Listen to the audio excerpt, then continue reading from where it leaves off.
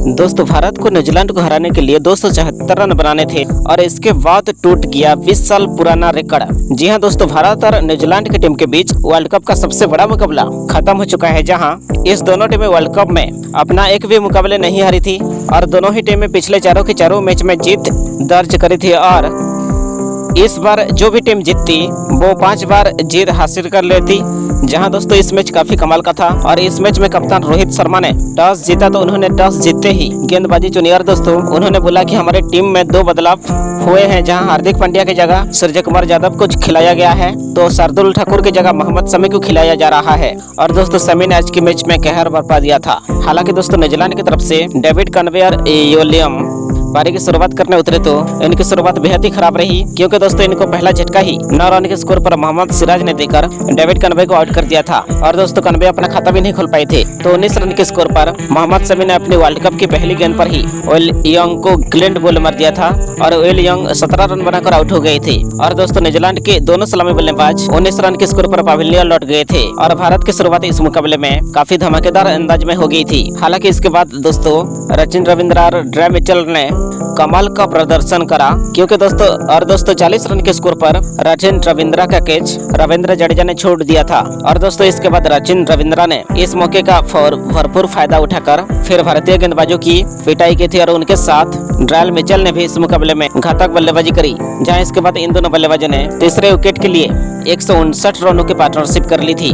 और दोस्तों इसी बीच सचिन रविंद्र ने 56 गेंदों में अपने 50 रन पूरे कर लिए थे तो दूसरी तरफ ड्रे मिचेल ने 60 गेंदों का सामना करने के बाद अपने 50 रन पूरे करे थे। जहां इसके बाद इन दोनों बल्लेबाज काफी आक्रामक बैटिंग करने लग गए थे, लेकिन दोस्तों इस पार्टनरशिप को 178 रन के स्कोर पर मोहम्मद शमी ने तोड़कर सचिन रविंद्र को आउट कर दिया था। और दोस्तों रविंद्र 75 रनों के शानदार पारी खेलकर आउट हो गए थे। जहां इसके बाद बैटिंग करने कप्तान लठन उतरे, लेकिन दोस्तों उनको भी कुलदीप यादव ने आउट कर दिया था और वो केवल 5 रन बनाकर आउट हो गए थे। लेकिन इसके बाद ड्रे मिचेल का साथ देने ग्लेन फिलिप्स उतरे थे और दोस्तों इसी बीच फिलिप्स ने एक शानदार छक्का जड़ दिया था। लेकिन दोस्तों दूसरी तरफ ड्रे मिचेल कमाल का प्रदर्शन करते हुए केवल 100 गेंदों का सामना करने के बाद अपने शतक पूरा कर डाला था।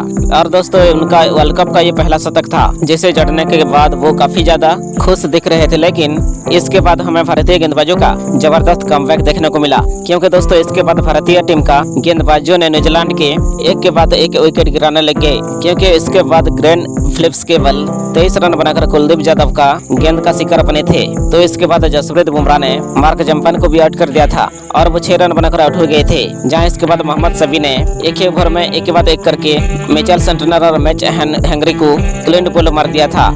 लेकिन एक तरफ इस मुकाबले में ड्रे मिचेल कमाल का प्रदर्शन करते हुए जा रहे थे, लेकिन दोस्तों उनको भी आखिरी ओवर में मोहम्मद शमी ने आउट कर दिया था और ड्रे मिचेल 130 रनों की बेहतरीन पारी खेलकर आउट हो गए थे।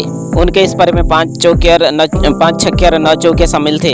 तो आखिरी गेंद पर लोकेश नेशन रन आउट हो गए थे। और दोस्तों इसके बाद न्यूजीलैंड की टीम अपनी 50 ओवर खेलने के बाद 273 रन बनाए थे। जहां इस मैच में भारत की तरफ से मोहम्मद शमी ने कमाल का प्रदर्शन करते हुए अपने 10 ओवर में 54 रन दिए थे और 5 बड़े विकेट अपने नाम किए थे। जहां कुलदीप यादव आज के मैच में महंगे साबित हुए, लेकिन उनका 2 विकेट हाथ लगी थी तो बुमराह सिराज ने भी एक विकेट चटकाए थे। अब दोस्तों भारत को ये वर्ल्ड कप में जीतने के लिए और अपने वर्ल्ड कप में 5वीं जीत दर्ज करने के लिए 274 रन बनाने थे। और जब इसके बाद भारत की तरफ से कप्तान रोहित शर्मा के साथ सुमन गिल टारगेट का पीछा करने उतरे तो फिर दोस्तों इन दोनों बल्लेबाजों ने शुरू से ही न्यूजीलैंड के गेंदबाजों पर अटैक करना चालू कर दिया था। और दोस्तों भारत का स्कोर इस मुकाबले में काफी तेजी से आगे भागने लग गया था। जहां इन दोनों बल्लेबाज एक के बाद एक करके न्यूजीलैंड की गेंदबाजों की जबरदस्त पिटाई कर रहे थे और भारत के दर्शक पूरी तरह खुश होते जा रहे थे, क्योंकि दोस्तों इस मैच में रोहित शर्मा आगे बढ़कर बड़े बड़े छक्के मार रहे थे और न्यूजीलैंड की गेंदबाजों की पूरी तरह हवा उतर रखी थी। जहां इसके बाद रोहित शर्मा दावड़तोड़ बल्लेबाजी करते हुए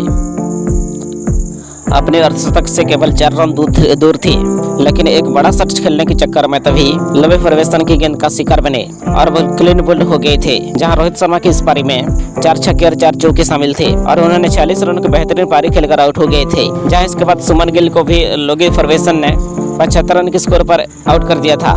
जहां सुमन गिल लवे फर्गुसन की गेंद पर खेल रहे थे तो तभी पर वो आउट हो गए थे। और उन्होंने 26 रन बनाए थे। जहां इसके बाद बैटिंग करने विराट कोहली और श्रेयस अय्यर उतरे थे और दोस्तों इसके बाद इन दोनों बल्लेबाजों ने कमाल का प्रदर्शन करा और भारत का स्कोर 100 रन के पार पहुंचा दिया। लेकिन दोस्तों इसी बीच मैदान पर कई सारे बादलों ने मैच को काफी देरी तक रोक कर रखा और मैच के दौरान इतना सारा फॉग आ गया था कि पूरा मैच काफी देर तक रुका गया था और दोस्तों पूरा मैदान फागे देख रहा था। और इसके बाद जब मैच चालू हुआ तो भारतीय बल्लेबाजों ने एक बार फिर से भारत का शुरुआत कमाल की अंदाजों में करवाई, क्योंकि 128 रन के स्कोर पर ट्रेंट बोल्ट की बाउंसर पर एक बार फिर से श्रेयस अय्यर आउट हो बैठे। लेकिन उन्होंने इस मैच में श्रेयस अय्यर आउट हो बैठे और वो इस मैच में 33 रन बनाए थे। जहां इसके बाद विराट कोहली का साथ देने केएल राहुल और उतरे और उसके बाद इन दोनों बल्लेबाजों ने यहां से भारत का स्कोर को काफी धीरे धीरे आगे बढ़ाया। और दोस्तों ये दोनों ही बल्लेबाज काफी संभल कर बैटिंग कर रहे थे और दोस्तों भारत की जीत इस मुकाबले में पक्की होती जा रही थी। लेकिन इसके बाद 182 रन के स्कोर पर जब मिचेल सेंटनर ने केएल राहुल को एलबीडब्ल्यू आउट कर दिया था तो अंपायर ने तो उन्हें आउट नहीं दिया था, लेकिन इसके बाद रिव्यू में पता चला कि वो गेंद सीधा गिल्ली से टकरा रही थी और इसी वजह से केएल राहुल 27 रन बनाकर आउट हो गए थे। जहां इसके बाद बैटिंग करने सूर्य कुमार यादव उतरे थे और दोस्तों सूर्य कुमार यादव इस वर्ल्ड कप में पहला मैच खेल रहे थे, लेकिन दोस्तों वो भी केवल 2 रन बनाकर रन आउट हो गए थे। जहां विराट कोहली और सूर्य कुमार यादव पूरी तरह गलत तालमेल की वजह से वो आउट हो गए थे।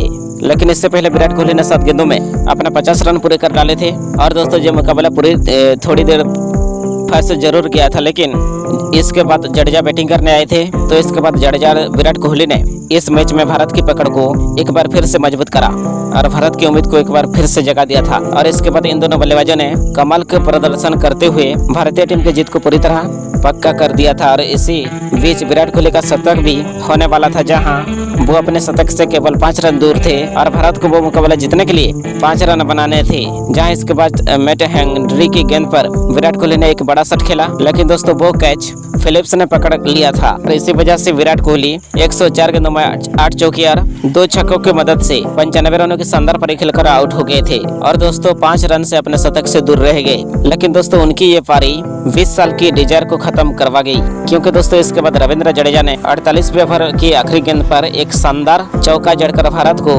इस मुकाबले में जीत दिलवा दी और भारत की टीम ने यह मुकाबला 4 विकेट से जीत लिया। जहां रविंद्र जडेजा 39 रनों का शानदार पारी खेलकर नॉट आउट रहे और इस जीत के बाद भारतीय टीम पॉइंट्स टेबल में सबसे ऊपर पहुंच चुकी है।